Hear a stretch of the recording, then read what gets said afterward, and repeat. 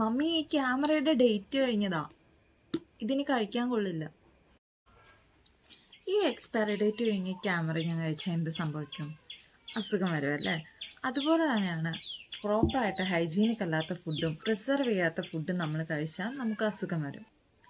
എങ്ങനെയാണെന്ന് വെച്ചാൽ ഇതിൻ്റെ ഉള്ളിലുള്ള ചെറിയ ചെറിയ ബാക്ടീരിയാസ് പെരുക്കി പൂപ്പലുകൾ ഉണ്ടാക്കി നമ്മുടെ ഉള്ളിലേക്ക് ഇത് നമ്മൾ കഴിക്കുമ്പോൾ എത്തുമ്പോഴത്തേക്ക് നമുക്ക് ഫുഡ് പോയ്സൺ പോലുള്ള അസുഖങ്ങൾ വരും.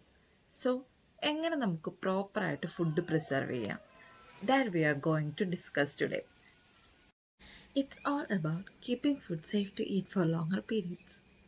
അപ്പോൾ ഫുഡ് പ്രിസർവേഷൻ മെത്തേഡ്സിൽ ആദ്യത്തെ മെത്തേഡാണ് ഡ്രൈയിങ്, അതായത് ഉണക്കി സൂക്ഷിക്കുക. നമ്മുടെ ബീഫ് പോലുള്ള മാംസങ്ങൾ, മീറ്റ് ഐറ്റംസൊക്കെ നമ്മൾ ഉണക്കി സൂക്ഷിക്കാറുണ്ട്. അതായത് നമുക്ക് ദീർഘകാലത്തേക്ക് സൂക്ഷിക്കാൻ വേണ്ടിയിട്ട്, കേടുവരാണ്ടിരിക്കാൻ വേണ്ടിയിട്ട് നമ്മൾ ഉപ്പൊക്കെ പുരട്ടി വെയിലത്തിട്ട് ഉണക്കി സൂക്ഷിക്കാറുണ്ട്. അതുപോലെ തന്നെ പാവയ്ക്ക കൊണ്ടാട്ടം, ഇത് പാവയ്ക്ക കൊണ്ടാട്ടം കേട്ടോ, അമ്മ ഉണക്കി ഉപ്പൊക്കെ ഇട്ട് വെച്ചിരുന്ന പാവയ്ക്ക കൊണ്ടാട്ടം. അപ്പോൾ ഇതുപോലുള്ള ഐറ്റംസൊക്കെ നമ്മൾ ഉപ്പിലല്ല ഉണക്കി സൂക്ഷിക്കാറുണ്ട്. അപ്പോൾ ആദ്യത്തേതാണ് ഡ്രൈയിങ്. And രണ്ടാമത്തേതാണ് salting. സാൾട്ടിങ് എന്ന് വെച്ചിട്ടുണ്ടെങ്കിൽ ഉപ്പിലിട്ട് സൂക്ഷിക്കുന്ന ഐറ്റംസ്, അതായത് നമ്മുടെ എന്താ പറയുക, ഉപ്പിലിടുന്ന മാങ്ങ, അതുപോലെ തന്നെ നെല്ലിക്ക, ഇതൊക്കെ ഉപ്പിലിട്ട് സൂക്ഷിക്കാറുണ്ട്. അപ്പോൾ ഇതൊക്കെയാണ് സാൾട്ടിങ്, രണ്ടാമത്തെ മെത്തേഡ്. മൂന്നാമത്തെ മെത്തേഡ് എന്ന് പറയുന്നതാണ് ഫ്രീസിങ്. അതായത് നമ്മുടെ വീട്ടിലുള്ള റെഫ്രിജറേറ്റർ അല്ലെങ്കിൽ ഫ്രിഡ്ജിൽ നമ്മൾ ഭക്ഷണ സാധനങ്ങൾ കേടുവരാതിരിക്കാനായിട്ട് 2-3 ദിവസത്തേക്ക് കേടുവരാതിരിക്കാനായിട്ട് നമ്മൾ വയ്ക്കാറുണ്ട്. അപ്പോൾ ആ ഒരു മെത്തേഡാണ് ഫ്രീസിങ്. ആൻഡ് അടുത്തതെന്ന് പറയുന്നത് ക്യാനിങ്. അതായത് ഇത് മമ്മി ഇട്ട് വെച്ചിരുന്ന അച്ചാറാണ് കേട്ടോ, മാങ്ങ അച്ചാർ.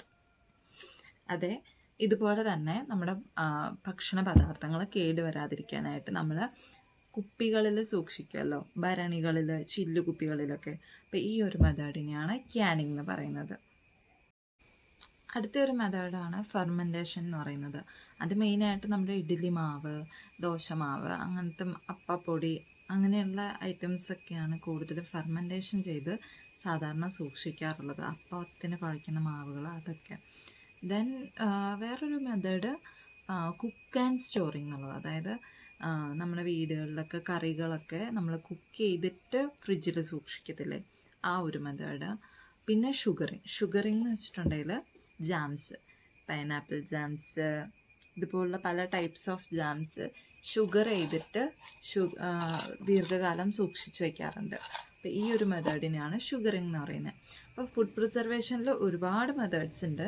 അതിൽ ചില മെത്തേഡ്സാണിത്: sugaring, salting, drying, pickling, cooking and storing, fermentation and freezing. അപ്പോൾ ഇത്രയും മെത്തേഡ്സാണുള്ളത്. ഇനിയും ഒരുപാട് മെത്തേഡ്സ് ഇപ്പോൾ ഇന്നത്തെ കാലത്ത് കൂടുതലായിട്ടുണ്ട്. പക്ഷെ നമുക്ക് ഇന്നത്തെ ഒരു ടോപ്പിക്കിൽ ഇത്രയും കാര്യമാണ് നമ്മുടെ പഠിക്കാനുള്ളൂ നമ്മുടെ ടെക്സ്റ്റിൽ. അപ്പോൾ ഇന്നത്തെ ടോപ്പിക്കോടെ വൈൻഡപ്പ് ചെയ്യാണ്. വീണ്ടും അടുത്ത ടോപ്പിക്കുമായിട്ട് വരും വരെ ബൈ.